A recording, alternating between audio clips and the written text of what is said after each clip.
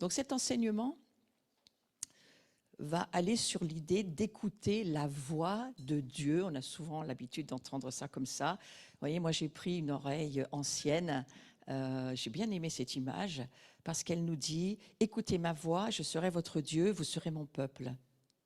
Pendant des années, je savais que j'entendais la voix de Dieu et je me disais « C'est bien, Dieu me parle ». Mais je connaissais Dieu là où j'en étais. Il y a des années, j'avais une perspective de Dieu qui était la mienne, à la mesure de ma maturité. Et aujourd'hui, j'ose écrire « Écoutez la voix de la gloire ». Parce que pour moi, Dieu a pris de la hauteur, de la largeur, de la profondeur. Il est en constante transformation dans ma propre vie, parce que c'est moi qui suis transformée. Et alors, ce Dieu que j'ai rencontré il y a des années, on va dire, eh bien, aujourd'hui, je vois d'une autre manière. Et je me rends compte que ma vision et mes oreilles changent tout le temps. Parce que la gloire, c'est quelque chose qui bouge. Donc, la Bible, elle explique de bien prendre garde à la façon dont nous entendons la voix de la gloire. Comment est-ce que nous entendons la gloire de Dieu nous parler? C'est une autre manière de dire les choses, mais ça me semble important de le dire de cette manière-là. Voyez-vous, nos cœurs ont des oreilles. J'ai trouvé intéressant le mot « shema ». Shema, il y a beaucoup de manières de l'écrire, mais « shema », ça parle d'un processus d'écoute plus que d'un sens qui est exercé. C'est-à-dire, c'est toute la différence entre le fait d'écouter des choses, on entend, on écoute des choses, mais aussi le fait d'entendre en termes d'écouter, de comprendre pour obéir. Et Paul y prie pour que les yeux de nos cœurs soient illuminés, pour entendre correctement et donc comprendre. C'est avec les oreilles de notre cœur que ça se passe. Et je me suis dit, nous, la France, on a vraiment besoin de laisser ces paroles descendre dans notre cœur. Pas notre cerveau, il n'y a que des informations dans notre cerveau, mais dans les entrailles de notre cœur qui se trouvent là, ici, au niveau de notre ventre. C'est là où notre cœur spirituel se trouve et où il peut se dilater lorsque Dieu nous parle. Et évidemment, ces oreilles-là, elles ont aussi besoin d'être débouchées et d'être circoncis. L'écoute se fait bien quand ce processus va jusqu'au bout, jusqu'à pas seulement croire, parce que les démons croient. Les démons croient. Vous savez, les démons croient, ils savent qui est Jésus et ils tremblent. Mais nous, on n'est pas seulement fait pour trembler, ce n'est pas notre appel, nous, on est fait pour obéir. Donc la différence entre vous et un démon, c'est qu'un démon, il n'obéit pas, vous, vous obéirez, parce que vous savez que c'est Dieu. Tout le monde peut entendre, mais il faut un cœur pour comprendre, ne pas juste être dans l'exercice d'un don ou d'une compétence, mais dans un cœur à cœur. Or, Dieu nous dit dans ces jours, cherche ma face, cherche-moi. Ma face, c'est-à-dire cherche à être dans ma présence, là où je suis, viens dans cette intimité tellement importante. Parce que c'est à cette intimité-là que Jésus nous ouvrira la porte du royaume de Dieu et de sa présence glorieuse quand il revient.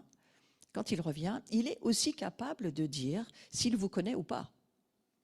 Et nous aussi, nous devrions être capables de dire est-ce que nous connaissons Jésus. Donc il faut obéir, avoir la foi pour porter ce que Dieu va nous dire, cette voix de la gloire, elle se porte, mais pas seulement, il faut la vivre. Donc ce sont nos actes et nos fruits qui confirmeront si foi il y a ou pas chez nous.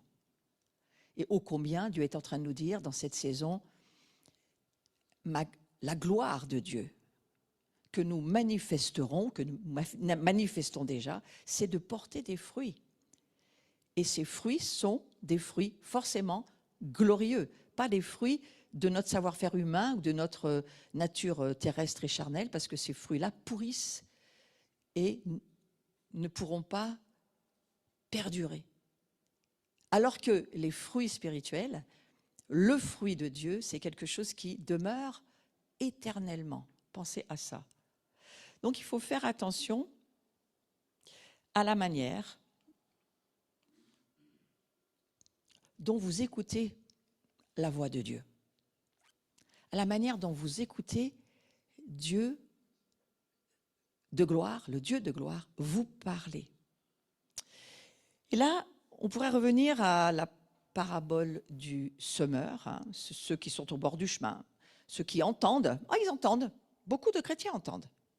Et puis le diable, il vient, il enlève la parole de leur cœur, de peur qu'ils ne croient et soient sauvés. Donc déjà, il y a une attaque à main armée sur le fait d'entendre et surtout pas aller plus loin, surtout pas croire à ton salut. Ça, c'est une des premières choses. Et puis il y a ceux qui sont sur la pierre, on va dire les roches, ouais, ceux qui accueillent la parole avec joie, eux aussi, ils l'entendent. Mais ils n'ont aucune racine. La parole, elle tombe sur un cœur de pierre, on pourrait appeler ça comme ça. Donc ces cœurs-là n'ont pas vraiment d'oreille. Ouais. Et pendant un moment, ils croient un moment. Ça dure un temps très court.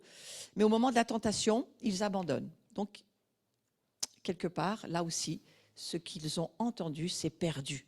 Puis il y a ce qui est tombé dans les épines. Donc, il y a le bord du chemin, il y a ce qui tombe sur la pierre, mais il y a aussi ce qui tombe dans les épines. Et les épines, ce sont ceux qui écoutent, eux aussi, ils entendent. Ils écoutent. Et les soucis, les richesses, les plaisirs de la vie, tout ce qui tourne autour de nous, étouffe en cours de route cette parole dans leur cœur. Donc, ils n'arrivent jamais à maturité, eux non plus. Aucun de ces 3 cas de figure n'arrive à maturité. Aucun ne peut vraiment porter de fruits. C'est de cela dont il est question. Luc 8,15, ce qui est dans la bonne terre, ce sont ceux qui entendent la parole. Alors, vous voyez, les 3 cas de figure d'avant, les entendaient. Ils entendaient eux aussi la parole.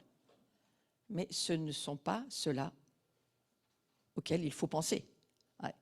Ceux qui entendent, ce sont ceux qui sont dans la bonne terre, ce qui est dans la bonne terre, ceux qui entendent la parole dans un cœur loyal et bon, et qui la retiennent et portent du fruit à force de persévérance. J'aime bien la petite remarque, à force de persévérance. Parce que oui, il peut commencer à y avoir des bourgeons, ça peut commencer à donner quelques petites choses, puis ça peut peut-être, toi, satisfaire ton orgueil. S'il y en a encore un petit peu, attention, il va se trouver là, alors que Dieu dit, non, non, mais c'est pas ça.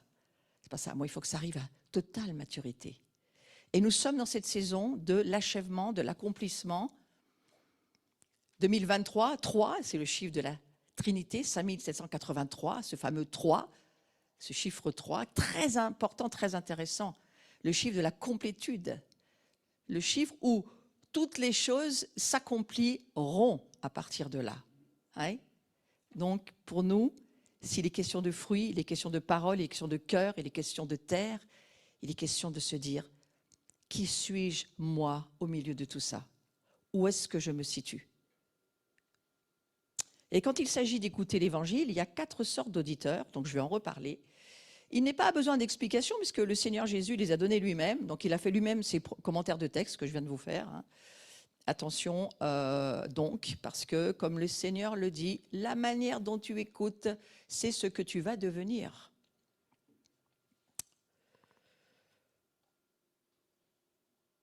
Est-ce un cœur qui flâne toute la journée dans les rues, dans les magasins, sur les chaînes, un cœur qui flâne? Est-ce que c'est un cœur de ce genre qui t'habite? Ou un cœur qui a peur de s'asseoir seul pour examiner sa vie? Il n'y a pas vraiment de profondeur, il n'a pas envie de réfléchir en fait. Plus il réfléchit, moins il réfléchit. Ou alors un cœur qui a peur ou qui désire, par peur de manquer, mettre de côté. Donc il faut travailler parce qu'il y a besoin d'argent. Et c'est l'assurance, en fait, l'argent. Et donc, au fond, ton cœur court après l'argent, mais pas du tout après ce que Dieu veut te dire. Ou encore un cœur qui est toujours préoccupé par les soucis, bien souvent imaginaires, bien souvent. Mais on voit donc que l'homme, et c'était là, l'homme écoute avec son cœur.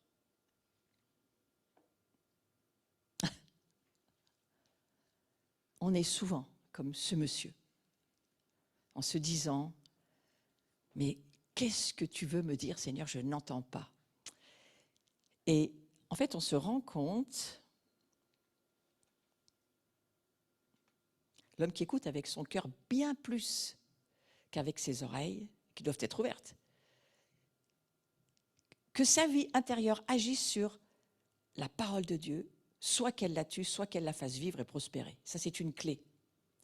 L'homme écoute avec son cœur et selon ce que son cœur entend, pas ses oreilles, selon ce que son cœur lui dit, alors il va ou pas agir et obéir. Est-ce que ton cœur est malade? Est-ce qu'il a besoin d'aide? Est-ce qu'il a besoin de guérir? Est-ce que ton cœur va si bien que ça? Qu'est-ce qui se passe au fond dans ton cœur? Oui. Donc entendre la voix de Dieu, je le redis, c'est extrêmement important pour ces jours, encore plus que ça ne l'a jamais été. Au contraire d'entendre, écouter, c'est une action active. Elle dépend de votre volonté. On tend l'oreille et on se concentre pour écouter. Quand on écoute, il s'agit d'une chose précise que nous souhaitons percevoir. Lorsque l'on écoute, on porte attention à ce que l'on entend. On s'applique à entendre. C'est pour ça que je vous ai mis ce monsieur qui, voilà, il met quelque chose qui va canaliser ce que son oreille reçoit. Déjà, il essaye d'enlever tous les sons qui sont à l'extérieur, qui lui empêchent d'entendre, parce qu'il comprend visiblement qu'il a du mal à entendre ce que Dieu veut lui dire. Alors notre sort, il est fixé par la voix que nous choisissons d'écouter. Le fait d'écouter la voix du Seigneur, d'obéir à ce qu'il dit, aura pour fruit des bénédictions. Écouter Dieu, c'est pouvoir recevoir la bénédiction. Le fait d'ignorer sa voix ouvrira la voie à de nombreuses malédictions. Je vous fais grâce de tout le Deutéronome, surtout 28, où ça vous est vraiment expliqué de long, large, en travers.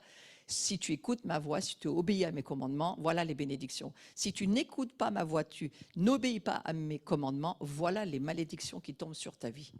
Combien de chrétiens, simplement, subissent des malédictions parce qu'ils n'écoutent pas ce que Dieu leur dit? Il est impossible d'obéir à Dieu avant d'avoir préalablement entendu sa voix. Je n'ai pas dit seulement entendu, j'ai dit écouter. Écouter la voix de Dieu, parce que c'est elle qui nous informe et qui nous donne la révélation de sa volonté. Beaucoup de gens qui se disent chrétiens, ils sont insensibles à la voix de Dieu. Ils savent plein de choses sur Dieu, ils savent la Bible, les versets où ça se trouve, ils peuvent vous retrouver, alors que vous dites quelque chose, tac, ils ont une mémotechnique, la Bible, avec Google c'est encore plus facile, tapez le verset, vous l'avez. Hein? Mais c'est pas ça, écouter Dieu, c'est pas ça. C'est pas vraiment ça. On peut mener nos activités, nos obligations religieuses, elles sont bien souvent rituelles, théoriques, ne représentent qu'une structure que nous avons cultivée et qui est dénuée d'une constante sensibilité à la voix de Dieu. La religion, ça vous éloigne du fait d'écouter la voix de Dieu. Parce que vous rentrez dans des habitudes religieuses et vous finissez par faire des tas de choses en étant sûr que c'est Dieu qui vous les demande. Ça fait peut-être 10 ans qu'il ne vous demande plus de faire ça. Mais vous le faites toujours. Et donc, attention à ça, à travers toutes les dispensations, quelles qu'elles soient, les changements de saison, les changements d'air. Vous voyez, on est en train de, vraiment, en ce moment, nous transitons de l'ancien monde avant Covid, nouveau monde après Covid. Il y a vraiment quelque chose d'autre qui est en train d'arriver. Toute l'Église le sent. Nous montons dans des combats très différents de la saison passée. Nous sentons que les ténèbres s'exposent de plus en plus. Donc Dieu, qu'est-ce qu'il va faire? Parce qu'il est Dieu. Là où le péché abonde, la grâce surabonde. Là où les ténèbres s'exposent, la gloire, pas la grâce seulement, la gloire surexpose. Donc il y a une surexposition. Donc forcément une croissance. Quelque chose qui est en train de s'accélérer dans les deux royaumes, que ce soit le royaume des ténèbres ou le royaume de la lumière. Tout s'accélère. Et évidemment qu'il faut vraiment, vraiment entendre et écouter la voix de Dieu. En Jérémie 7, Dieu explique ce qu'il a réellement exigé d'Israël lorsqu'il est sorti d'Égypte. La première chose qu'il avait en tête, ce n'était pas l'observation de la loi au travers d'offrandes, de sacrifices. Ce n'est pas ça. C'est pas ça que Dieu a dit à Israël quand il les a sortis d'Égypte. Il a dit juste une parole. Écoute, Israël. Écoute. Et c'est une des choses qu'il veut nous dire dans cette saison. Ne vis pas sur tout ton savoir-faire d'avant, tout ce que tu connais, tout ce que tu penses savoir, parce que si c'était véritablement la parfaite volonté de Dieu, ça se saurait sur la planète entière. Et les fruits de ta vie seraient connus, au moins dans le monde et la famille de Dieu. Or, c'est loin d'être le cas, pour nous tous. Ça n'a rien de négatif, c'est juste de dire, nous allons de gloire en gloire. Nous allons de progrès en progrès. Donc, parfois, pour monter dans une autre dimension, ou pour descendre dans plus profond, ou monter dans plus haut, il faut quitter la barre de l'échelle sur laquelle tu te trouves pour monter à celle du dessus. Donc, il faut parfois aussi savoir abandonner l'ancien. Non pas qu'il est plus bon et qu'on ne s'en sert pas, bien sûr que si. On est toujours sur des anciens sentiers. Mais pour prendre un nouveau sentier, il faut changer de direction. Et donc, il y a en ce moment des directions à changer. Vous allez remarquer, pour certaines personnes, les déménagements, les changements de situation, les changements même de vie sociétale, les ruptures, les fractures, les séparations, tout est utile, même quand parfois ce n'est même pas de Dieu certaines choses, mais Dieu va s'en servir. Si nous sommes de sa famille, si nous prions, il va s'en servir parce que ça va être l'occasion pour nous d'une transformation dans sa gloire. Et le Seigneur est en contrôle de toutes choses, souvenez-vous de ça. Donc c'était, pour le peuple hébreu, à la sortie d'Égypte, c'était le fait d'entendre la voix de Dieu qui les aiderait à observer la loi et puis à rendre les sacrifices nécessaires. Le simple fait d'observer les aspects de sa loi, ça n'avait en soi aucune valeur si ce n'était pas le résultat d'avoir entendu la voix de Dieu.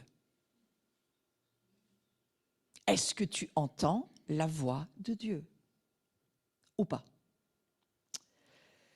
Son désir fondamental, c'est que nous écoutions cette voix.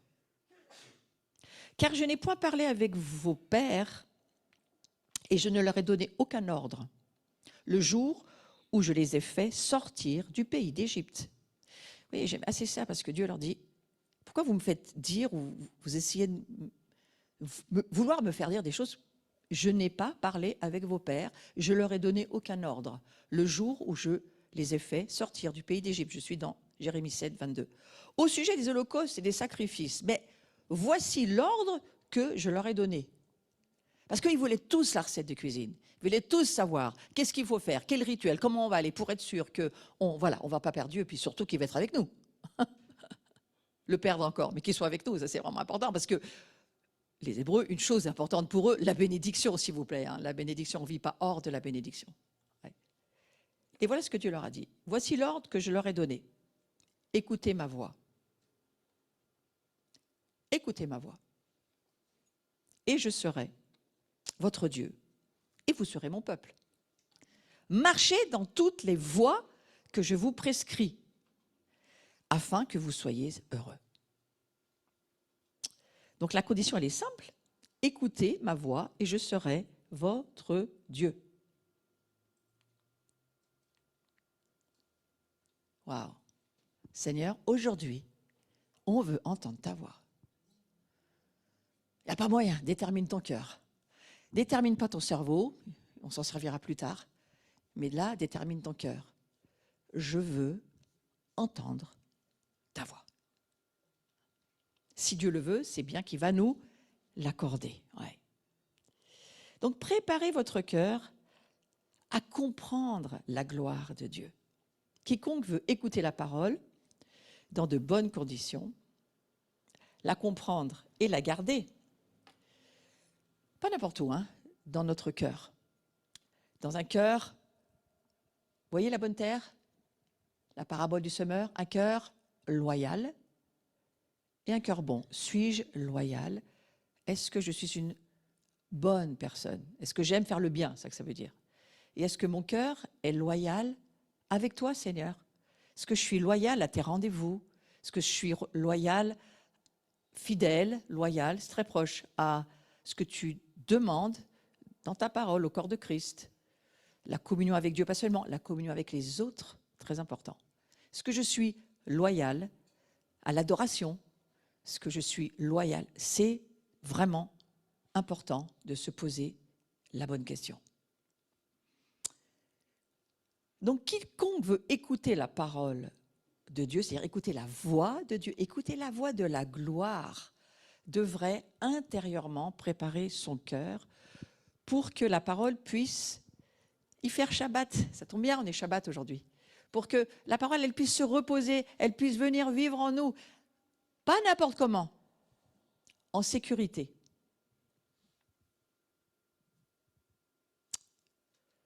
Je m'arrête sur ce mot parce que combien de personnes n'ont pas toujours été en sécurité, même dans des endroits qui s'appelaient institutions de Dieu, protestants, catholiques, et pas de... Hein. Combien ont été abusés, blessés, trompés, trahis? Pas par Dieu, mais par des gens qui disaient que c'était Dieu. Donc c'est pourquoi, aujourd'hui, on doit préparer son cœur, c'est très important, bien sûr. Mais je crois qu'il y a une autorité apostolique qui doit s'assurer que la parole qui va être entendue et reçue doit être mise en sécurité aussi. Toi et ton cœur, vous devez aussi être en sécurité pour là où vous allez entendre et recevoir cette parole.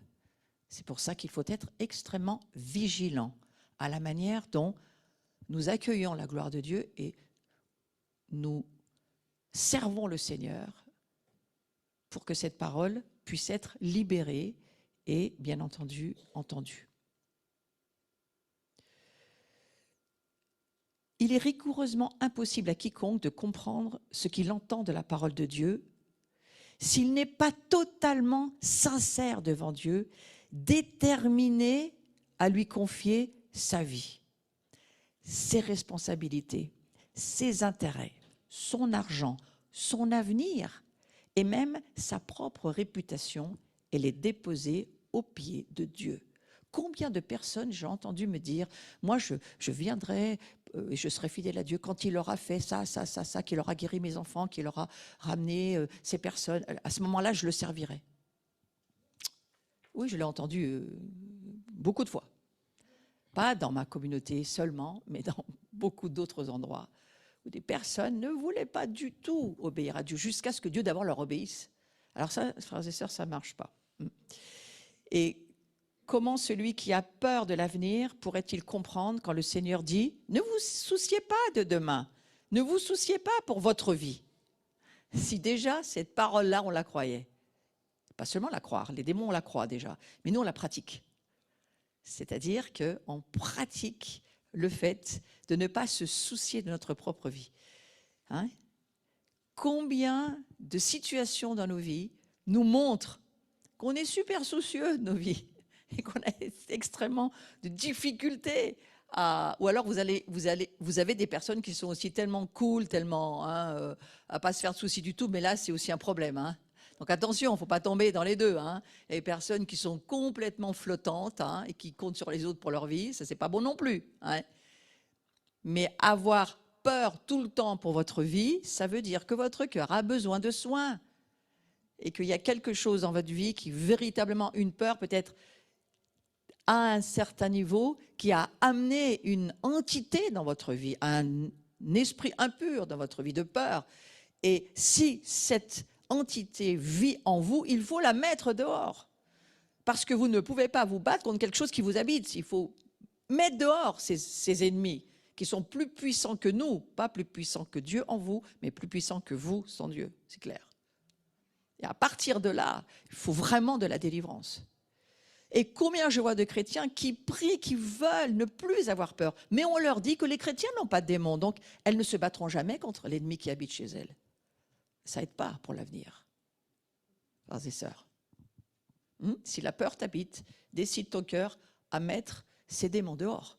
Ça fait quand même partie, selon moi, du fait de préparer son cœur pour recevoir la gloire de Dieu. Comment la gloire peut venir dans un cœur qui est habité par la peur?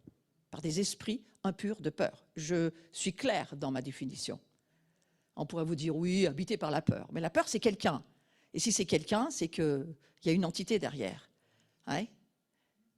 Et le chef de toutes ces entités, c'est le diable. Et il a lui aussi sa propre armée et ses propres stratégies. Ne soyez pas ignorants, nous dira Paul.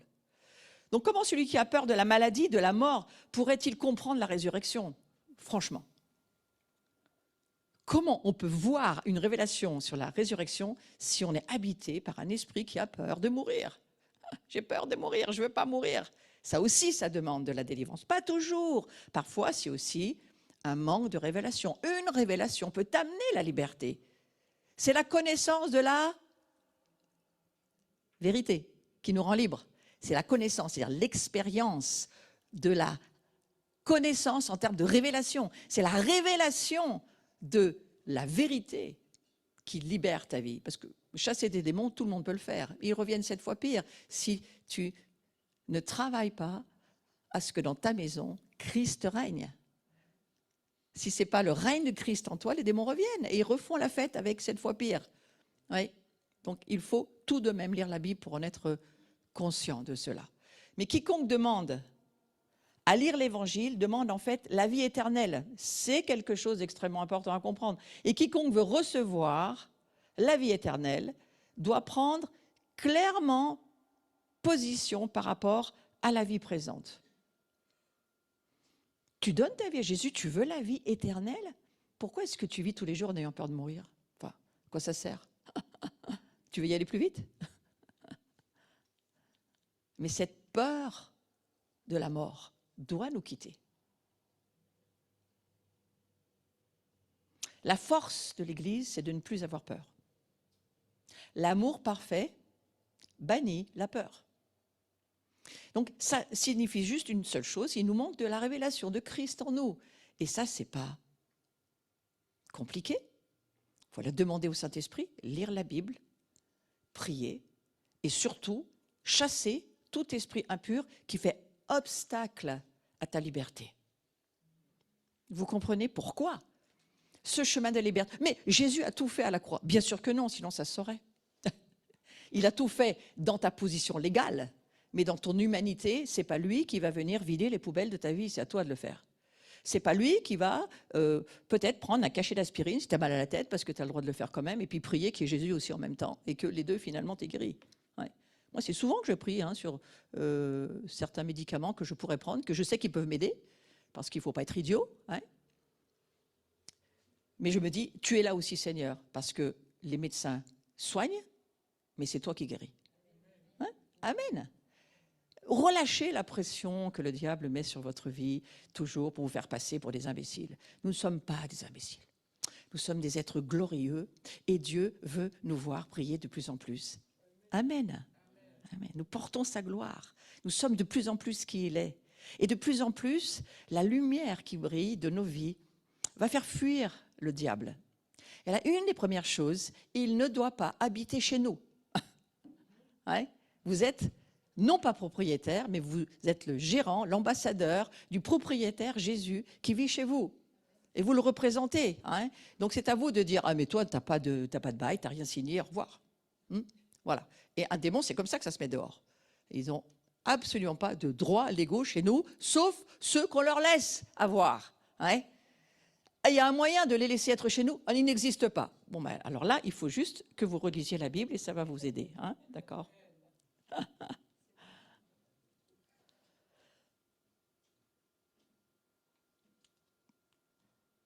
Prenez votre cœur à cœur, frères et sœurs, c'est tellement important. La foi, allons sur la foi. Ah, j'aime beaucoup cette pensée ici. Les visuels, voyez-vous, je les choisis parce que je pense qu'aussi parfois ils nous parlent.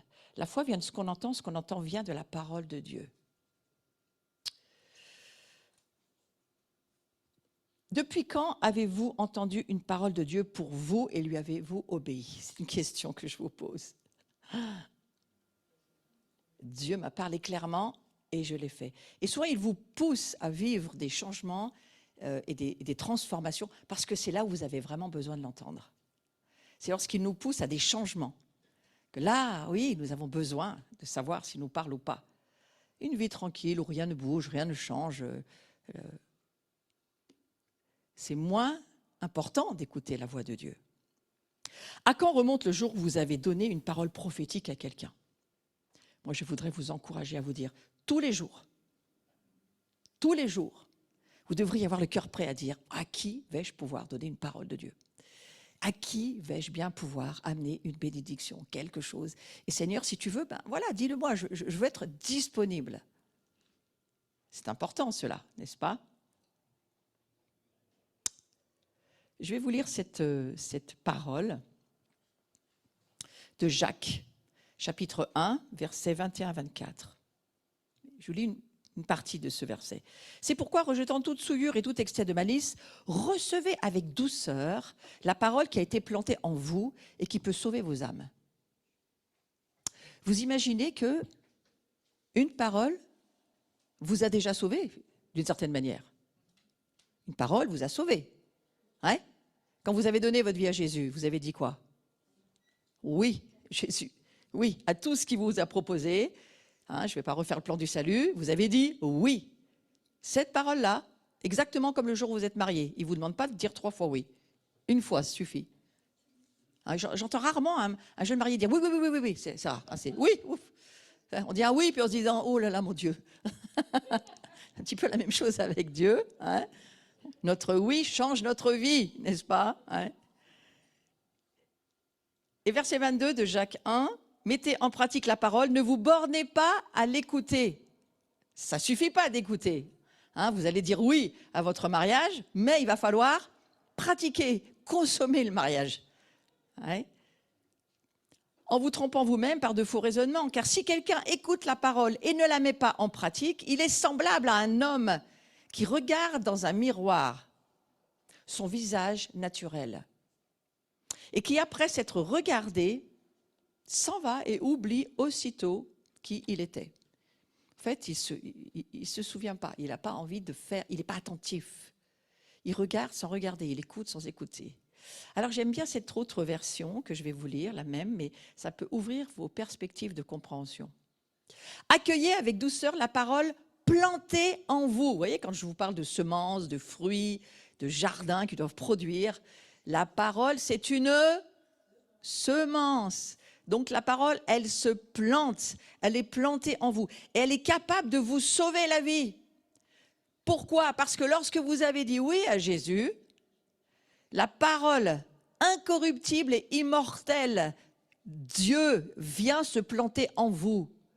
Vous ne l'avez pas vu, vous ne l'avez pas entendu, vous ne l'avez pas compris, vous avez juste cru que le jour où vous avez prié que Jésus vienne dans votre vie, qu'il est venu, mais il est vraiment venu. Et il y a vraiment une semence qui est rentrée dans votre vie. C'est une semence incorruptible. Ouais. Alors, évidemment que votre corps est encore corruptible, ça se voit. Je vous revois dans 10 ans et je vous montrerai que c'est vraiment ça. Ouais. Voilà. Plus vous avancez en âge et plus vous vous rendez compte que voilà, il y a des choses, ben ça ne s'arrange pas. Ouais. Mais, ceci dit, l'âme et l'esprit, l'être intérieur, eux, ils se renouvellent. Eux, ils sont en train de prendre de la force. Ils sont en train de vivre des transformations. Pourquoi? Parce que vous devez garder cette espérance de la gloire qui dit ceci. La semence de votre nouvelle naissance est toujours incorruptible. Incorruptible, ça veut dire que ça ne se corrompt pas. Donc, elle est toujours incorruptible. Elle est toujours immortelle. Hein? Donc, ça veut dire qu'elle n'a pas commencement ni fin. Comment voulez-vous avoir peur de mourir puisque votre vie, elle est immortelle à l'intérieur? Mais si tes yeux regardent l'extérieur, tu es fini parce que tu ne regardes pas ce qu'il faut regarder pour avoir la foi et continuer ta route. Donc que les yeux de notre cœur puissent voir que cette semence, elle est incorruptible et immortelle. Elle est rentrée en nous et c'est cette semence-là plantée en nous, elle est capable de vous sauver la vie. Si vous la croyez, cette parole, et si vous la laissez grandir, cette semence, elle est capable de vous sauver. Hein? Est-ce que je suis sauvée? Tu penses que Dieu n'est pas capable de te sauver? Ce n'est pas Dieu qui a un problème, c'est plutôt toi. Hein? Est-ce que tu le crois? Pas en termes de les démons croient, ils tremblent, parce que ça reste au niveau, c'est fini pour eux, ils sont déchus les démons. Ils peuvent croire, mais ils tremblent. Il n'y a plus rien pour eux. Pour nous, il y a toute l'espérance de la gloire. Pour nous, nous croyons, et comme dira Jean-Baptiste, repentez-vous pour croire. Repentez-vous et croyez. Cessez d'être incrédule. C'est ça que Jean-Baptiste va dire. Vous ne pouvez pas rentrer dans un royaume glorieux où Dieu fait de vous des rois, des reines, des sacrificateurs, des prêtres, des saints, des ambassadeurs de la gloire. Et puis vous vous voyez comme des esclaves, comme des vases pourris qui vont finir en terre et qui vont terminer leur vie d'engrais aux fraises. C'est pas possible. Il y a quelque chose qui cloche, non? Qui a raison? La parole de Dieu, elle est capable de vous sauver. Elle est capable de changer votre vie. Elle est capable de faire des transformations en vous. Si ce ne sont pas des informations, mais des révélations qui vous transforment. Je continue le verset, le même, toujours de Jacques. Je suis au verset 22, je pense, peut-être 21.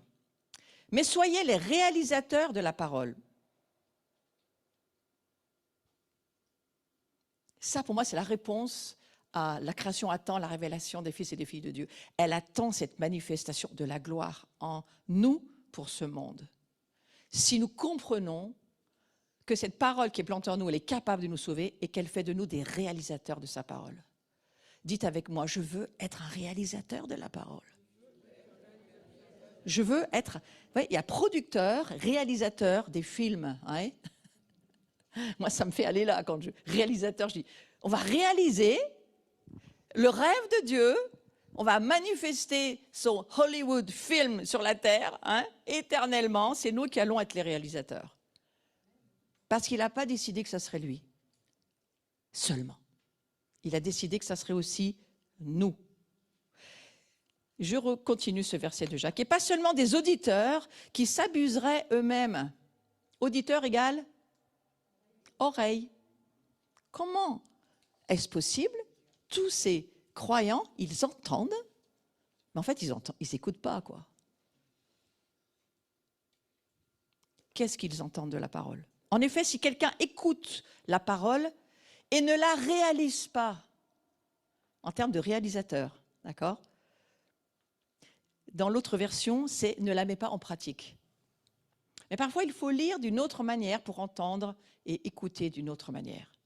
Donc, ce que Dieu nous demande, c'est qu'une fois qu'il a semé, qu'il a planté en nous sa parole, sa voix. S'il y a une voix, c'est qu'il y a quelqu'un. C'est très simple, mes questions. S'il y a une voix, c'est qu'il y a quelqu'un. Si nous entendons la voix de la gloire de Dieu, c'est qu'il y a quelqu'un chez nous. Pas seulement dans les cieux, il ne nous parle pas seulement avec un cornet des cieux. Il est en nous, nous l'entendons, cette voix, elle est là. Mais nous entendons aussi d'autres voix. Sont-ils là? C'est possible. Je parle des démons, c'est possible. Les démons parlent toujours à votre personne. Je suis carrément nul. Je suis tellement naze. C'est pas Dieu qui parle en vous, parce qu'il ne parlerait jamais de lui comme ça. Donc, qui vous parle? Les démons en vous et parlent à votre personne. Et vous font croire que c'est vous. Et en plus, vous le croyez. Donc, il vous faut vous repentir, c'est-à-dire métanoïa, changer votre façon de penser, renouveler vos pensées, ne pensez plus avec des vieilles pensées du vieux monde, mais pensez avec les nouvelles pensées que Dieu vous dit que qui vous êtes. Vous êtes cette semence de gloire incorruptible, immortelle, qui est en train de grandir. C'est planté en vous. Vous pouvez laisser mourir comme les 3 cas de figure dont je vous ai parlé, ces fameuses 3 cas de figure de la parabole du semeur. Allez, souvenez-vous avec moi, ne vous endormez pas, ce n'est pas l'heure, on ne mange pas tout de suite.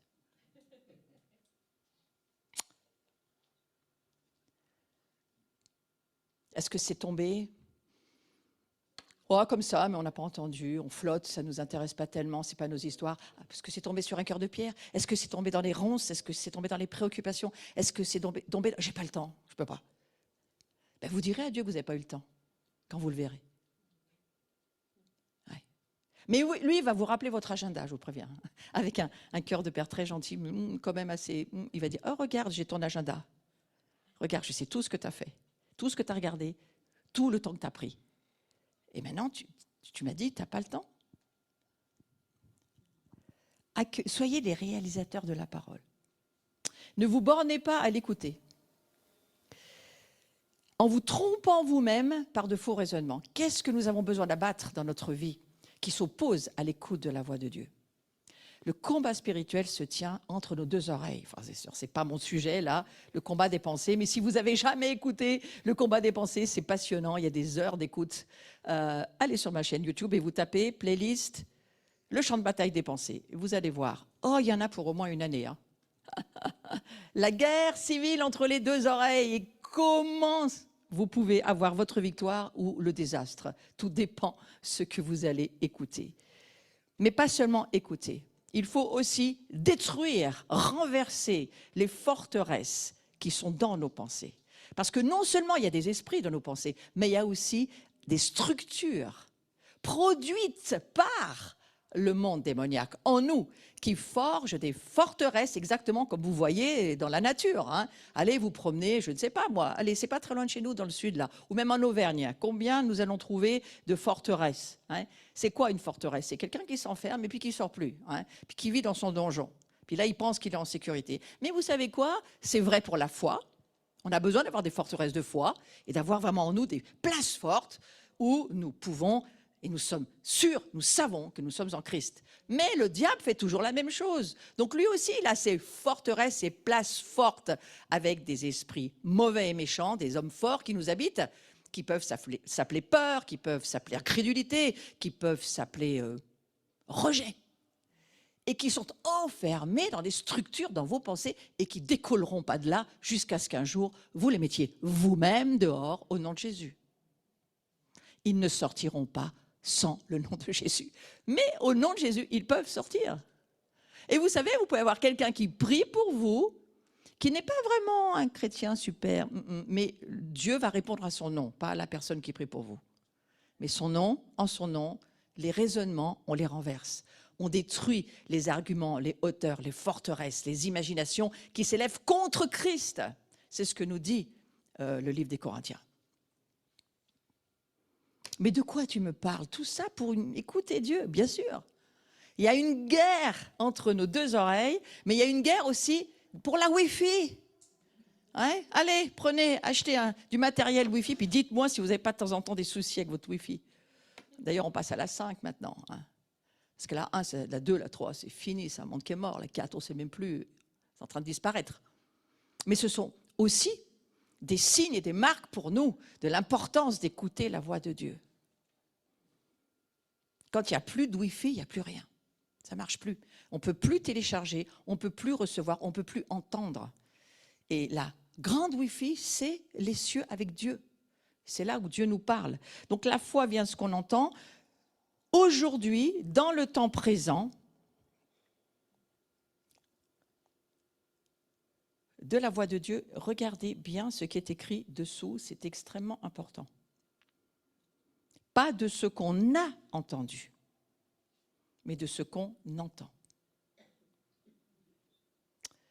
Oui, mais moi j'ai entendu le Seigneur, mais c'est quand ton histoire? Oh, ben il y a 10 ans. Oh, Jésus.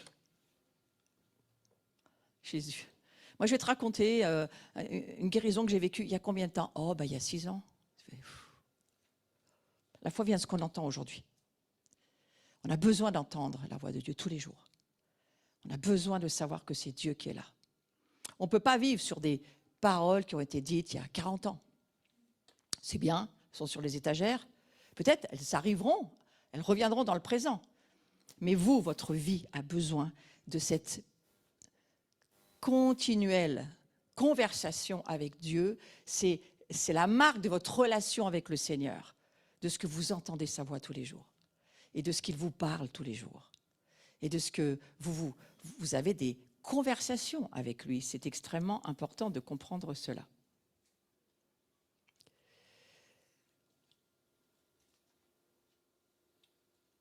À vous, il est donné de connaître les mystères du royaume des cieux, mais ce n'est pas donné à ceux-là. Si jamais vous ne faites pas partie de « à vous », eh bien, ça n'est pas donné, ça ne vous est pas donné de connaître les mystères. Les disciples s'approchèrent et lui dirent « Pourquoi leur parles-tu en parabole ?» C'est ce dont il s'agit là. Matthieu 13, au verset 10. Les disciples ils se posent vraiment une question. Pourquoi tu nous parles à nous, pas de la même manière qu'à eux, et pourquoi eux, ils ne comprennent rien en fait? Pourquoi tu leur parles, ils ne comprennent rien? Puis tu ne leur expliques pas. C'est vrai que c'est quand même pas évident. Hein. Et Jésus leur répondit, parce qu'il vous a été donné de connaître les mystères du royaume des cieux, et que cela ne leur a pas été donné. Car on donnera à celui qui a, et il sera dans l'abondance, mais celui qui n'a pas, on notera même ce qu'il a. Alors celui qui n'a pas, on notera même ce qu'il a. Déjà qu'il n'a pas, qu'est-ce qu'on peut lui ôter puisqu'il n'a pas? Voilà, je vous laisse réfléchir, parce que la parole de Dieu, elle est spirituelle, elle n'est pas cérébrale. Donc il y a quelque chose que Dieu essaye de nous dire. Puisqu'il vous a été fait grâce. Grâce, c'est-à-dire que vous ne méritez rien. Vous n'avez rien à revendiquer, c'est pas, rien à voir là-dedans, c'est l'amour de Dieu qui vous a choisi, il est venu vous dire qu'il vous aime, il est venu vous chercher, vous avez répondu oui, mais vous avez répondu oui à la proposition de Dieu. Donc ça s'appelle la grâce. Ça vous a été donné. Et avec ce qui vous a été donné, vous devez donner, vous aussi. Et c'est en donnant qu'on s'enrichit. Que ce soit les finances, ou que ce soit les dons, ou que ce soit, quelle que soit la part de gloire que Dieu veut pouvoir, au travers de vous, offrir à quelqu'un d'autre. Vous voyez? Et je crois que Jésus connaît les cœurs. Nous ne connaissons pas le cœur des gens, mais Jésus connaît les cœurs. Et voilà ce qu'il dit un petit peu après. Heureux sont vos yeux, parce qu'ils voient. Matthieu 13, verset 16. Heureux sont vos yeux, parce qu'ils voient. Vous avez déjà parlé à vos yeux? C'est déjà arrivé. Heureux sont mes yeux, parce qu'ils voient. Je vois mon salut, je vois de plus en plus, de mieux en mieux, je vois de mieux en mieux, parce que j'écoute, donc je vois de mieux en mieux. Mes oreilles me permettent de voir. Et nous sommes une nation de voyants, la France. Donc avec nos oreilles, nous allons pouvoir voir. Et avec nos yeux, nous allons pouvoir aussi entendre. Ouais? Heureux sont vos yeux, parce qu'ils voient. Seigneur, je prie que vos yeux soient heureux. Et je pose cette parole sur vos yeux parce qu'ils voient. Et vos oreilles, parce qu'elles entendent.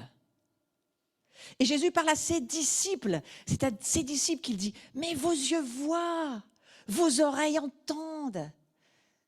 Mes brebis entendent ma voix. Je les connais et elles me suivent. C'est ce que Jésus va dire. Et il continue ici dans ce texte de Matthieu 13, verset 17. Je vous le dis en vérité, beaucoup de prophètes et de justes ont désiré voir ce que vous voyez et ne l'ont pas vu, entendre ce que vous entendez et ne l'ont pas entendu.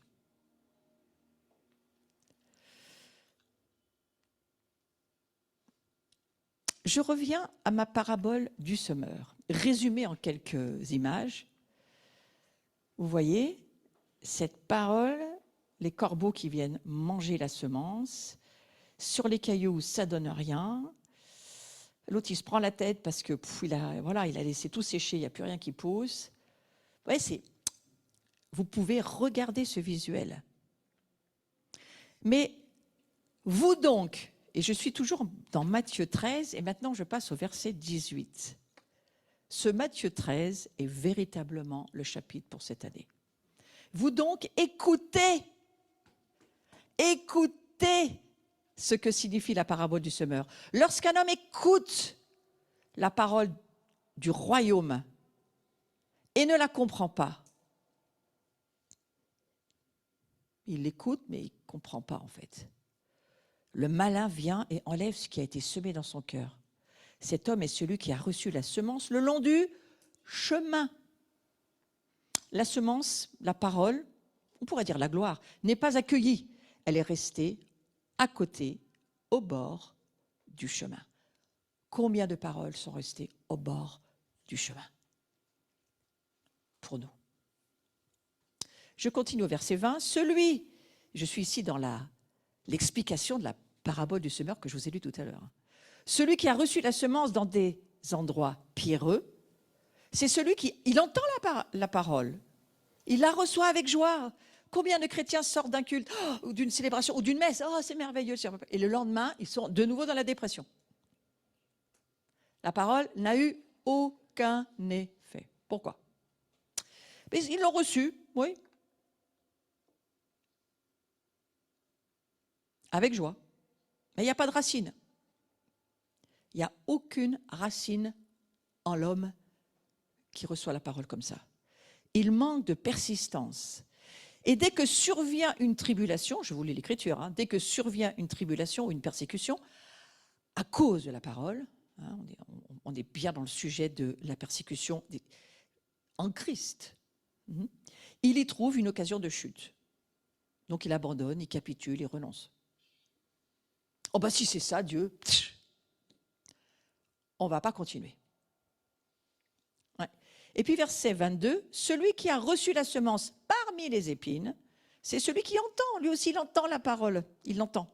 Mais en qui les soucis du siècle, la séduction des richesses, tout mis en même temps, hein, étouffent cette parole et la rendent infructueuse, c'est-à-dire aucun fruit. Or, la gloire de Dieu, c'est de porter des fruits.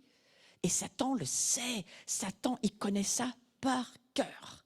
Et il va utiliser cela dans nos cœurs, en sachant très bien ce qu'il fait. Non, tu n'as pas le temps. Non, regarde, aujourd'hui, il y a d'autres choses à t'occuper. Non, mais regarde, tu te rends compte, tu parles de la joie, mais regarde ton voisin, avec tout ce qu'il vit, tu ne peux pas dire que tu es dans la... Et Satan, il va. Il nous mitraille, il nous mitraille, il nous mitraille. La guerre civile est entre nos deux oreilles. Et la parole, elle est là.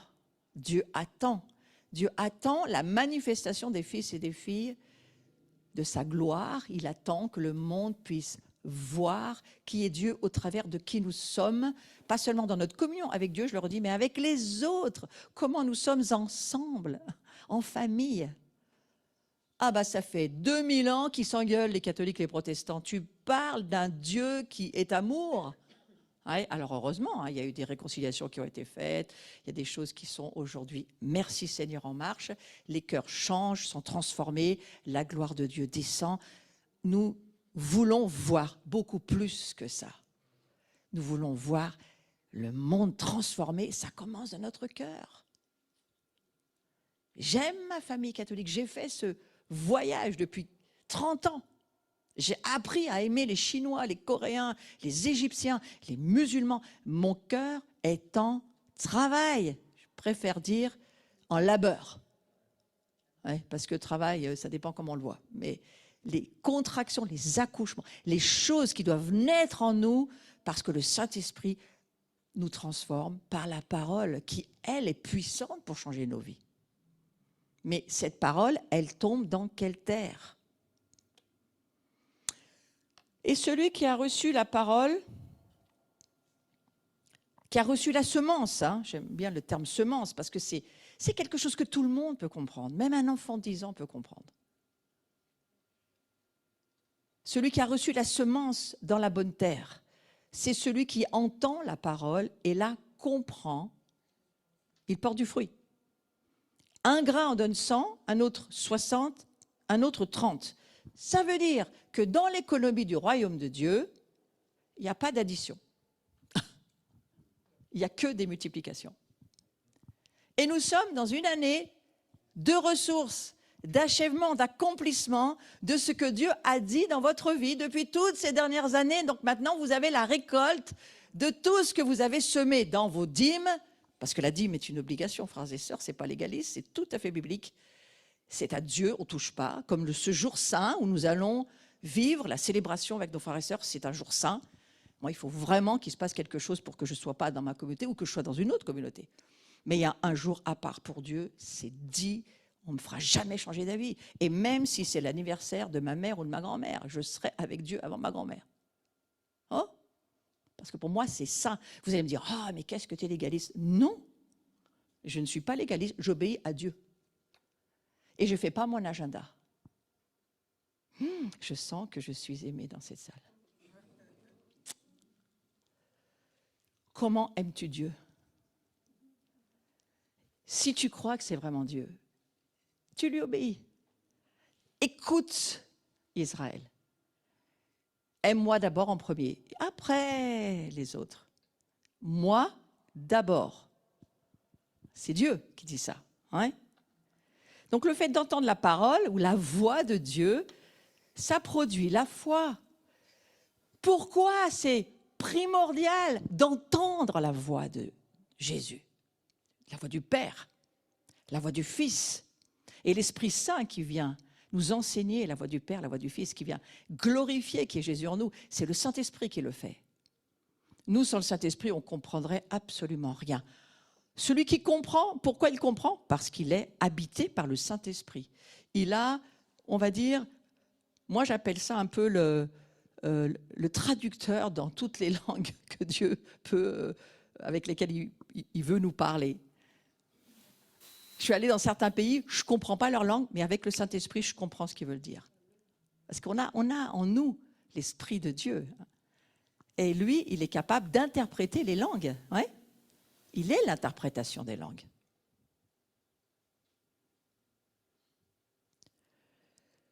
La foi, elle vient de ce qu'on écoute la parole de Dieu, on l'entend, et le Saint-Esprit nous permet de voir. C'est le Saint-Esprit qui ouvre la porte de la révélation. Or, nous avons tous la foi en nous et l'Esprit Saint en nous pour pouvoir comprendre ce que Dieu nous dit. Évidemment, il y a des choses en nous qui ont besoin d'être sanctifiées, purifiées, libérées, délivrées, carrément. Ouais. La foi, elle nous permet de comprendre spirituellement la parole de Dieu et la foi, elle produit. La foi, c'est elle qui permet la production. C'est l'écoute de la voix de Dieu qui permet la production par l'obéissance à Dieu. Lorsque Dieu dit « Rassemblez-vous, adorez-moi, communiez avec moi, communiez les uns avec les autres », la communion des esprits avec l'Esprit de Dieu, la communion, c'est-à-dire l'union de nos esprits. Lorsque nous sommes unis dans une relation, parlons du mariage, parce que Dieu en parle dans la parole comme d'un mariage, eh bien, il y a une production qui vient, et il y a un bébé qui vient à la vie. La même chose dans le monde de l'esprit, nous produisons au travers de notre union avec Dieu et de notre union les uns avec les autres. On ne peut pas produire tout seul. C'est impossible. Il nous faut Dieu, il nous faut les autres.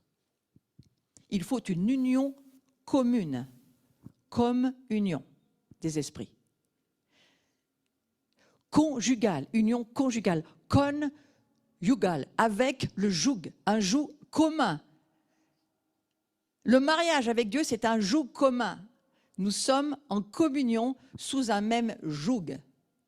Ouais, et c'est en cela que nous produisons.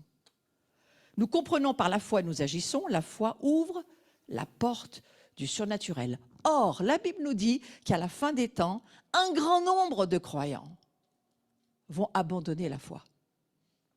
Pourquoi, selon vous? Parce qu'ils ont perdu la Wi-Fi. Ils n'écoutent plus Dieu, ils n'entendent plus Dieu. Ils sont pris dans ces 3 cas de figure de la parabole du semeur. On peut y mettre même des parties de nos vies dans cette parabole. On a besoin d'aide de Dieu, bien sûr. Aucune accusation, c'est simplement le fait d'ouvrir ses yeux, d'accepter de voir, de vivre une repentance pour que la gloire de Dieu revienne avec force dans nos vies. C'est ça le but. Parce que Dieu, vous savez ça, que Dieu, il est super têtu. Dieu est extrêmement obstiné.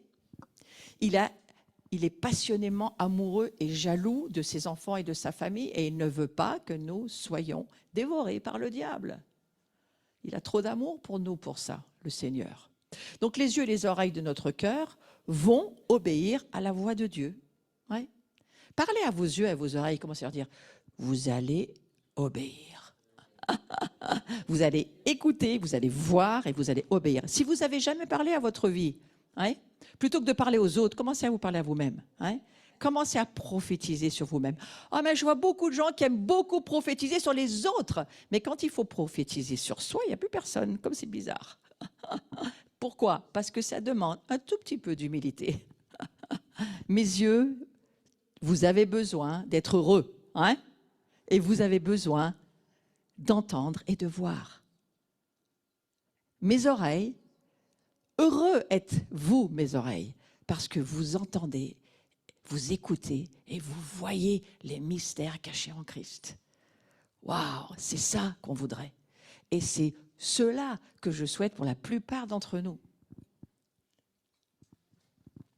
L'Esprit Saint parle à travers l'Évangile, mais seule l'oreille circoncise entend la voix de la gloire, la voix de Dieu. C'est-à-dire l'oreille dont on a enlevé le prépuce. Il est question d'écouter avec une oreille incirconcise. Je vous donne cet exemple parce qu'il est biblique. On va lire dans Actes chapitre 7, verset 51. Voilà ce qu'il est écrit. Homme au cou raide, incirconcis de cœur et d'oreille, vous vous opposez toujours au Saint-Esprit. Ce que vos pères ont été, vous l'êtes aussi. Ça, ce n'est pas une bonne prophétie. Hein, c'est femme. Si je ne m'abuse, c'est Étienne qui l'a dit, il me semble. C'est Étienne qui a dit ça. Et nous sommes la ville de Saint-Étienne. Pourquoi Étienne a vu les cieux ouverts? Parce qu'il avait des oreilles circoncis. C'est pour ça qu'il le dit. Mais vous, vos oreilles, dira-t-il à ceux qui l'ont lapidé, vos oreilles sont incirconcises. Vous dites que vous êtes les représentants, entre guillemets, les pharisiens du Sanhédrin. Vous êtes les hommes et les femmes de la Torah, de la parole. Mais vos oreilles sont incirconcises. En gros, c'est vous êtes bouchés. C'est ça qu'on dirait nous aujourd'hui. T'as les oreilles bouchées. Ouais.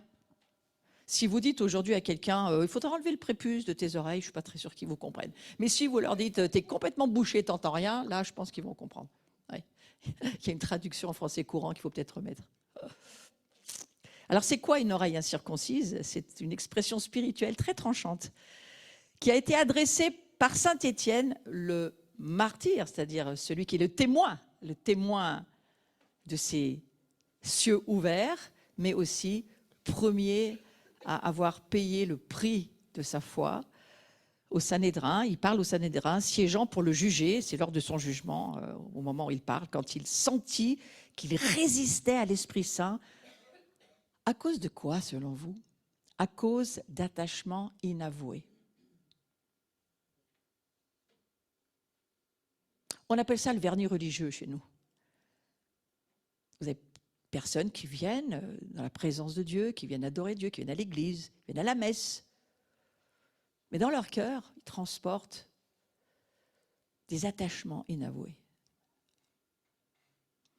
Peut-être des attachements à la télé, à la porno, homme ou femme, hein, il y a pas de... des attachements à la voisine plus qu'à sa femme, des attachements à l'alcool, des attachements à la drogue, des attachements. Jésus ne condamne pas, Dieu ne condamne pas. Il dit simplement, ça a fermé vos oreilles. Eux, ils avaient des attachements à leur religion et à leur pouvoir, les pharisiens. Il n'y a pas moyen, on ne laisse pas ce Jésus prendre notre place. Pas moyen. Des attachements. Les cœurs attachés à autre chose qu'à Dieu. Et par là, Étienne, il entend le manque de soumission à Dieu, le fait que notre cœur soit trop éloigné pour entendre de nouveau la voix du Seigneur. Ils ne peuvent pas entendre, c'est trop loin. Et celui dont les oreilles et le cœur sont incirconcis, il est étranger au milieu du peuple de Dieu. Il ne comprend pas les commandements de Dieu, ça lui fait strictement rien, ça lui glisse dessus. Aucune émotion, rien ne le touche, parce qu'il les considère comme des obligations qui ne le concernent pas. Ne soyons pas comme ça, frères et sœurs, ne soyons pas comme ça. C'est juste des avertissements aujourd'hui. Celui dont l'oreille est incirconcise n'écoute pas l'Esprit Saint. J'ai bien aimé les deux bestioles là. Elles ont du mal à se dire, on n'écoute pas. Se mettre un peu loin pour se dire. Moi, je mets des visuels parce que ça me parle énormément d'abord à moi. Je me dis, est-ce que je suis comme ça, moi? Est-ce que je me mets un peu loin pour dire? Est-ce que j'essaye d'agrandir mon oreille pour entendre?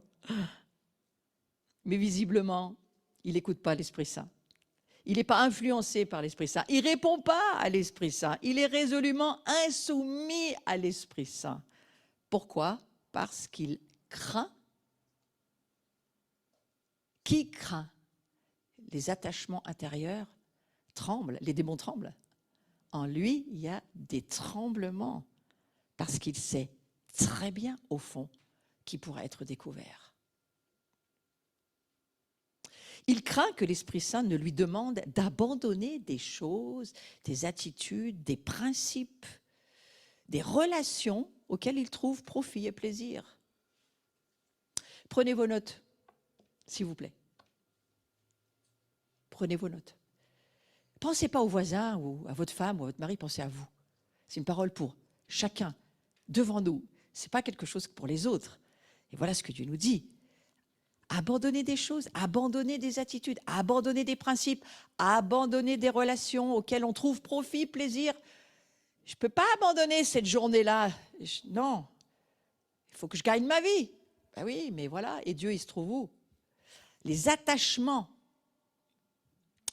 il faut les voir pour pouvoir laisser de la place pour la gloire de Dieu.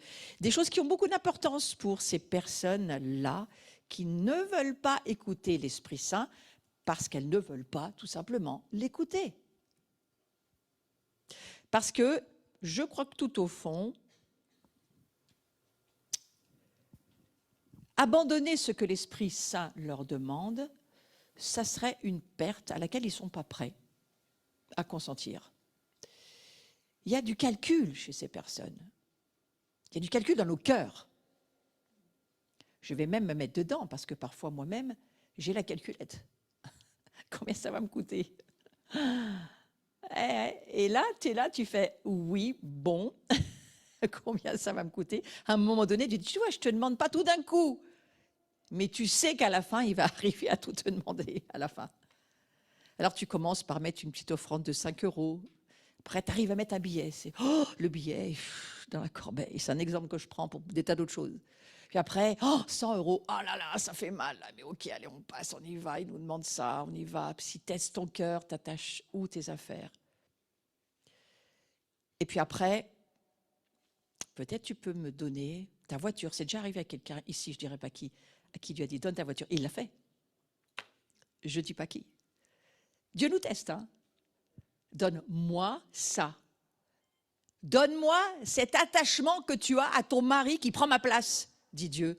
Ah mais non, mais la religion te dit c'est mon mari d'abord, puis après tout le reste. Non, c'est Dieu d'abord, ton mari après.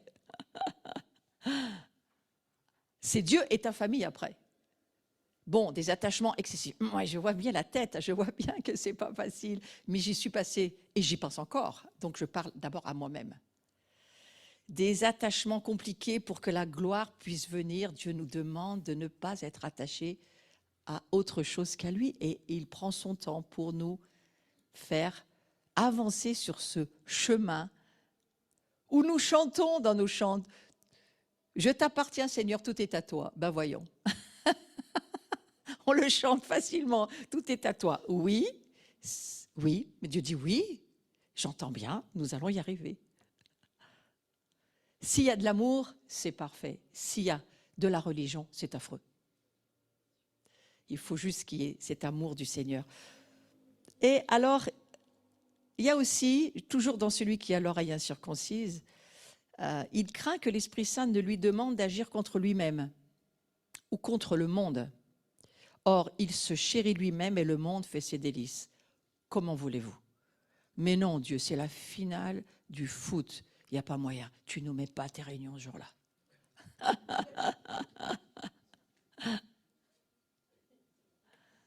Ah, c'est mon jour de thalasso, dira Mademoiselle X ce jour-là. Ah non, il est réservé depuis 3 ans. Non, non, non, Dieu, pas ce soir-là, s'il te plaît.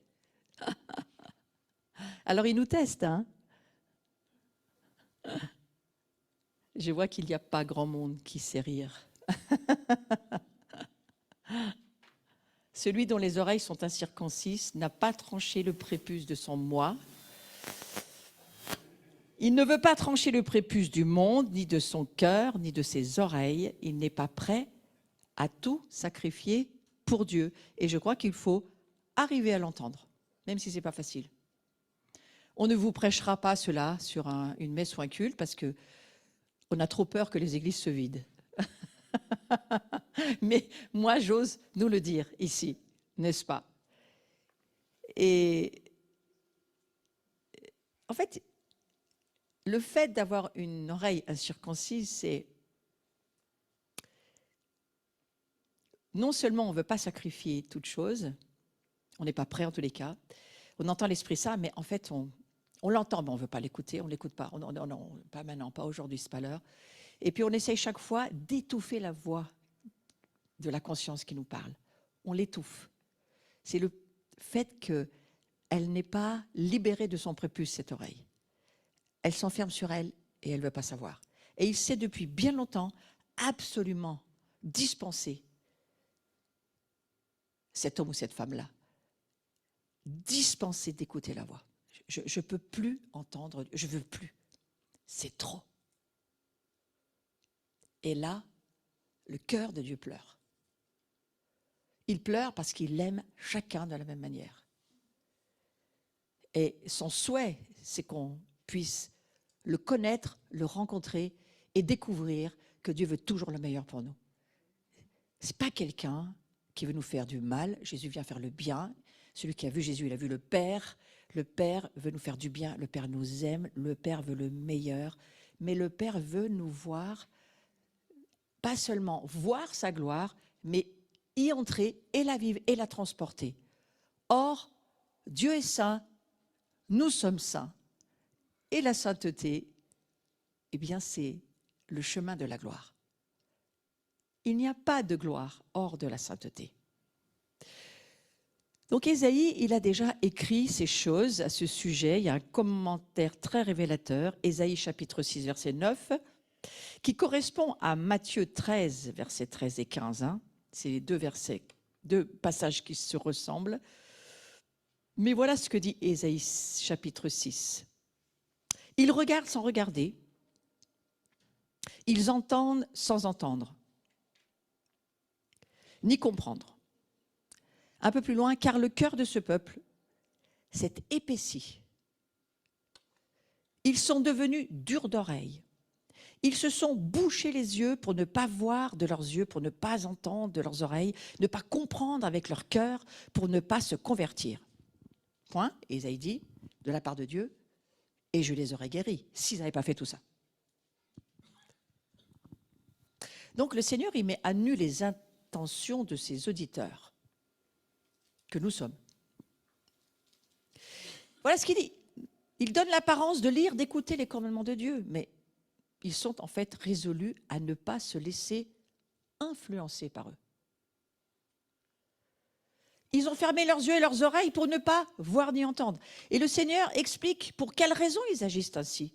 C'est parce qu'ils craignent que la voix de Dieu ne résonne si clairement, que les reproches de l'Esprit Saint ne soient si convaincants, qu'ils ne soient forcés d'abandonner leurs fausses attitudes, leurs biens mal acquis, leurs projets d'avenir, leurs relations coupables auxquelles ils s'étaient vendus eux-mêmes.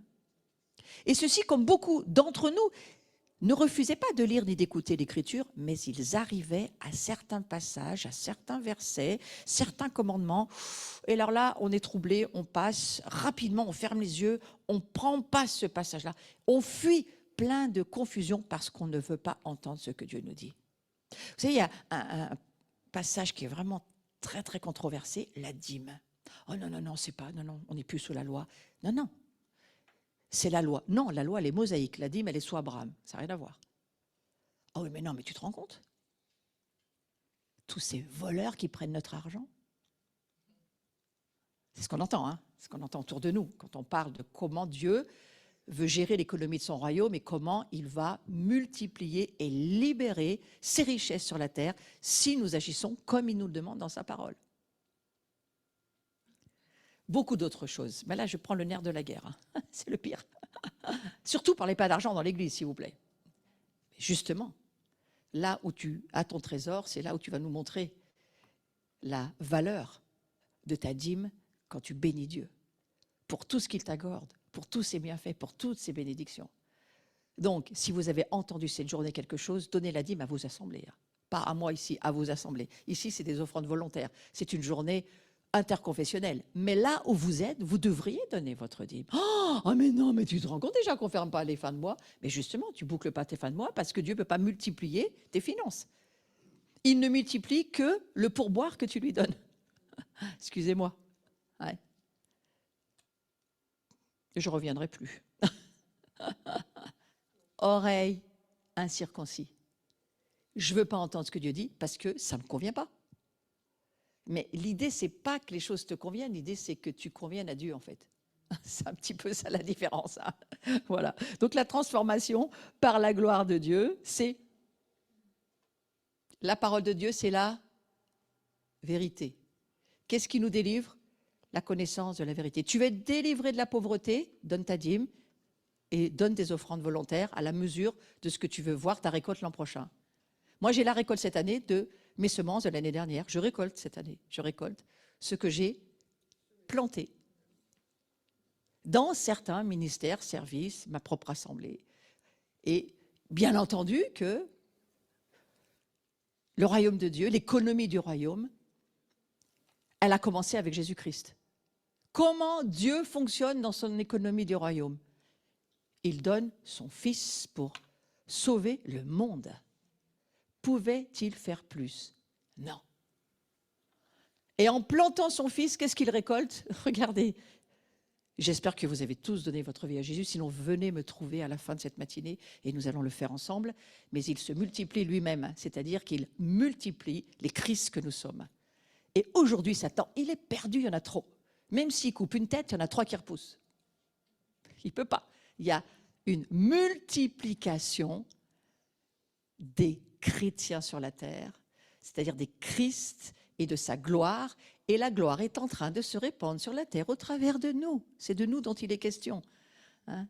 Nous sommes la manifestation des fils et des filles de la gloire de Dieu. Et Satan, aujourd'hui, il sait que son temps est compté, c'est tout. Voilà. Donc, évidemment qu'il est en train de dire, j'ai besoin maintenant d'avoir des hommes et des femmes, des fils et des filles remplis de ma gloire. Donc, passons à l'étape suivante, sainteté, purification. Il faut rentrer dans cette révélation. Parce que si nous voyons la gloire que nous pouvons transporter, alors se repentir, changer nos opinions, changer nos façons de voir, nous détacher des choses qui doivent l'être, arriver à mettre Dieu en premier, on va y arriver, on va y arriver. Donc il faut corriger notre attitude envers la voie de la gloire de Dieu.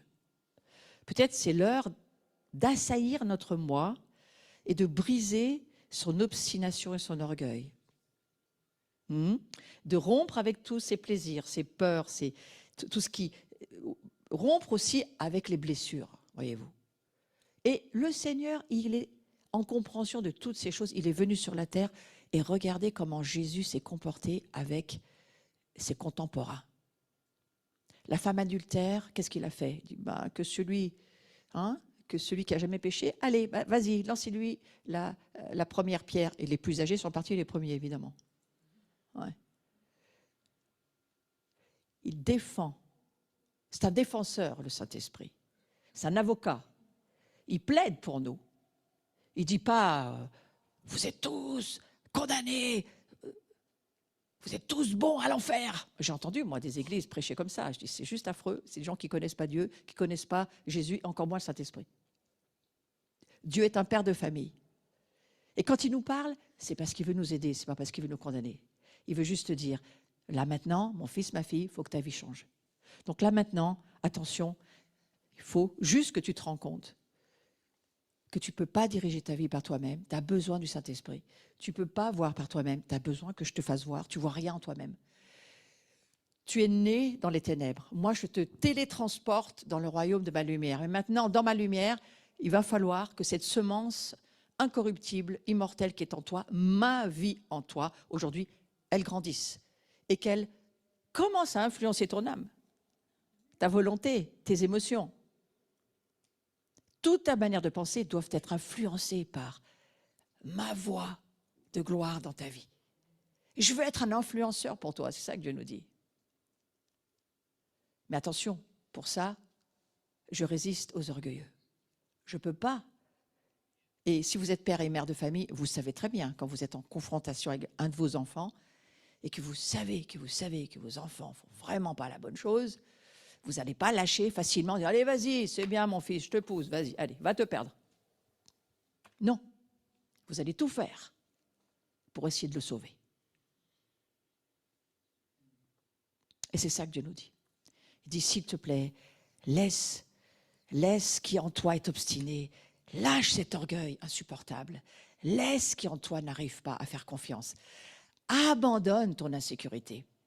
Toute ta valeur est en moi. C'est ça que Dieu essaye de nous dire. Et je crois qu'il faut prendre parti pour la voie de Dieu et le suivre. C'est cela. Pour ce midi, je vais arrêter là-dessus. Je continuerai cet après-midi. C'est un très long enseignement et j'irai au bout et nous prierons à la fin. Mais je voudrais juste terminer sur cette pensée.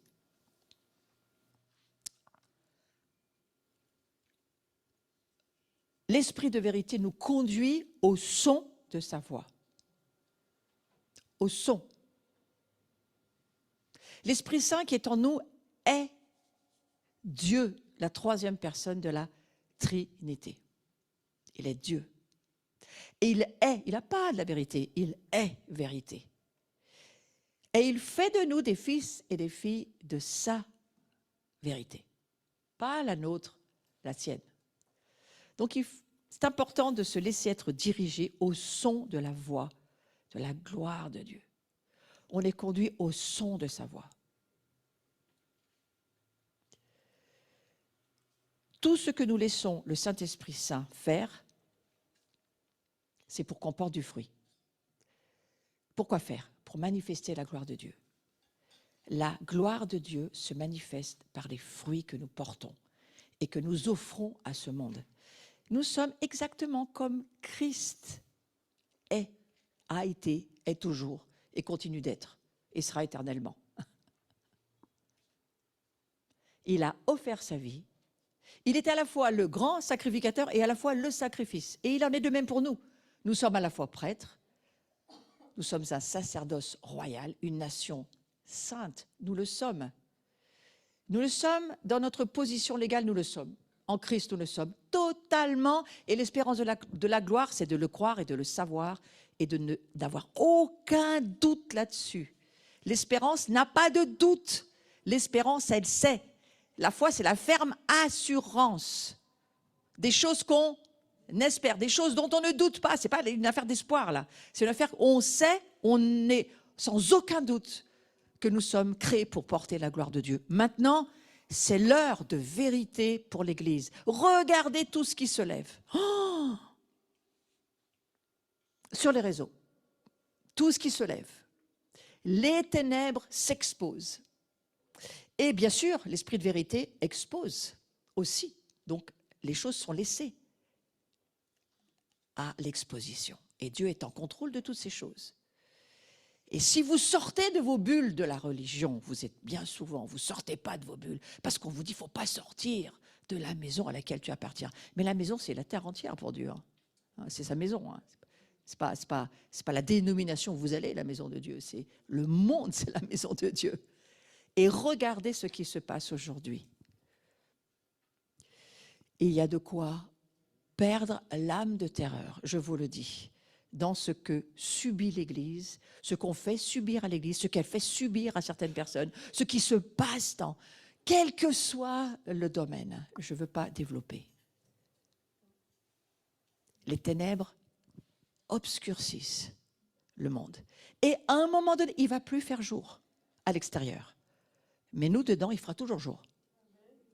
On aura toujours la lumière, puisqu'on n'a pas de la lumière, on est la lumière. C'est pas pareil. Donc la nature de la gloire de Dieu va faire que, quelles que soient les circonstances autour de nous, c'est à ça que Dieu nous prépare, hein, nous soyons qui il est et que nous verrons sa gloire, mais aussi la vérité. Donc, mes amis, fermez pas les yeux sur tout ce qui se passe en disant « Oh, mais moi, je ne peux pas supporter ça. Moi, après, j'ai plus faim, je ne peux pas manger. Ça me met des émotions. » Bah, écoutez, nous sommes des fils et des filles de la gloire de Dieu. Et donc, cet esprit de vérité doit nous conduire dans toute la vérité. Et être capable de voir et de comprendre ce que Dieu fait, ce que le diable fait et ce que nous avons à faire. Et je vais prier, on va arrêter là pour ce matin.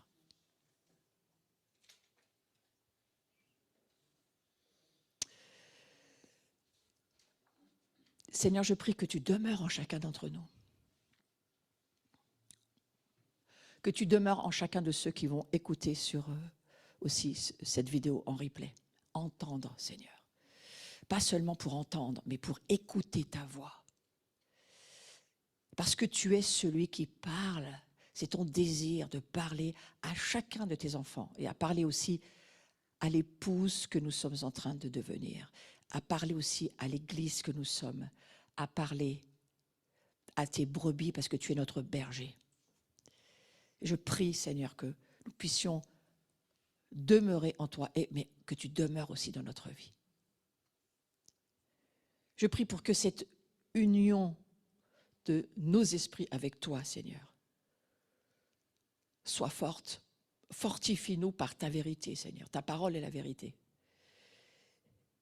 Que nous puissions voir ton amour immense, tellement grand pour chacun d'entre nous, jusqu'à offrir ton Fils pour nous, jusqu'à ce qu'il meure pour que nous n'ayons pas à mourir, non pas d'une vie physique, mais là je parle de la mort spirituelle. Parce que nous ne mourrons plus jamais spirituellement. Et si tu n'as jamais donné ta vie à Jésus, donne-la aujourd'hui au Seigneur Jésus.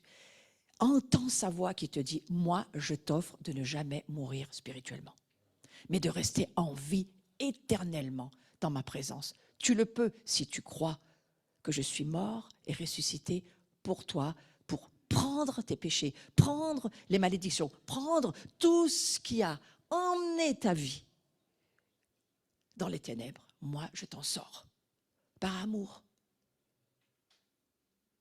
Si tu crois que je suis le Seigneur et le Sauveur de ta vie, alors donne-lui ton cœur aujourd'hui et tu vas être transporté du royaume des ténèbres dans le royaume de la lumière. Ça, c'est une des premières choses. Mais je prie aussi pour tous ceux qui sont là aujourd'hui, connectés avec les cieux. Que vous puissiez faire confiance au Saint-Esprit, confiance à Dieu. Croyez que Dieu est bon. Croyez qu'il veut le meilleur pour vous. Et croyez qu'il va vous permettre d'entendre sa voix. Prenez des mesures contre vous-même. Commencez à décider à votre cœur d'écouter et d'obéir à ce que Dieu va vous dire. Prenez votre cœur à cœur, frères et sœurs. Prenez le cœur de Dieu à cœur, en vous, pour que la gloire de Dieu puisse prendre de la hauteur, de la largeur, de la profondeur. Et dans ces derniers temps, nous voulons tous ensemble, Seigneur, te demander pardon. Pardon pour nos oreilles qui ne veulent pas entendre, qui ne veulent pas écouter, qui n'ont pas le temps, qui sont pris par ce monde, pris par les préoccupations. Des cœurs parfois qui ont un cœur trop lourd, on ne peut plus porter. On a lâché ta main, ta voix. Seigneur, pardon. Je veux prier pour ceux qui ne peuvent plus prier, pour ceux qui n'ont plus le courage de prier, pour ceux qui n'ont plus la force. Je veux juste dire, Seigneur, prends miséricorde. Tu as donné Jésus. Tu nous as montré que ta miséricorde, elle a été offerte maintenant. Donne à chacun et chacune de pouvoir reconnecter à toi, Seigneur. Aide-nous d'avoir un cœur qui s'humilie, un cœur qui se courbe, un cœur qui te laisse de la place, un cœur qui te donne le temps de la transformation en nous, un cœur qui n'a plus peur, qui s'abandonne. Oui, Seigneur, redonne tes oreilles à notre cœur, s'il te plaît. Rends-nous sensibles à qui tu es. Libère-nous de toutes ces idées religieuses qui nous ont fait voir un Dieu que tu n'es pas ou imaginer un Dieu qui n'existe pas, Seigneur. Nous voulons la révélation de qui tu es vraiment. Nous voulons que ta voix nous révèle le Dieu que tu es pour ce monde et pour nous, un Dieu rempli de grâce et d'amour, un Dieu qui a déjà fait de nous ses fils et ses filles et qui aimerait tellement aujourd'hui pouvoir se faire connaître au travers de sa famille à ce monde qui ne le connaît pas. Seigneur, pardon parce qu'on a du mal à sacrifier certaines choses. Pardon parce qu'on n'a pas envie d'écouter parfois, c'est trop difficile pour nous. On ne veut pas lâcher les choses. Notre cœur n'est pas toujours prêt, mais Seigneur, on te demande de l'aide. Nous allons nous lever. Nous lever comme un acte de foi pour dire, Seigneur, je suis prêt. Je te donne mon cœur aujourd'hui et je veux te laisser continuer à donner naissance dans ma propre vie à des zones, des domaines qui ont besoin de renaître, des domaines qui ont besoin de revenir à la vie, des domaines qui ont besoin de ressusciter, des domaines qui ont besoin de reprendre du souffle de la vie. Le royaume de Dieu vient par des naissances. Et le royaume que nous portons, qui est en nous, cette gloire que nous portons, a besoin de prendre de la largeur, de la hauteur, de la profondeur. Et je prie pour chacun d'entre nous, Seigneur. Fais-le. Prends-nous. Rends-nous obéissants, Seigneur, à ta parole.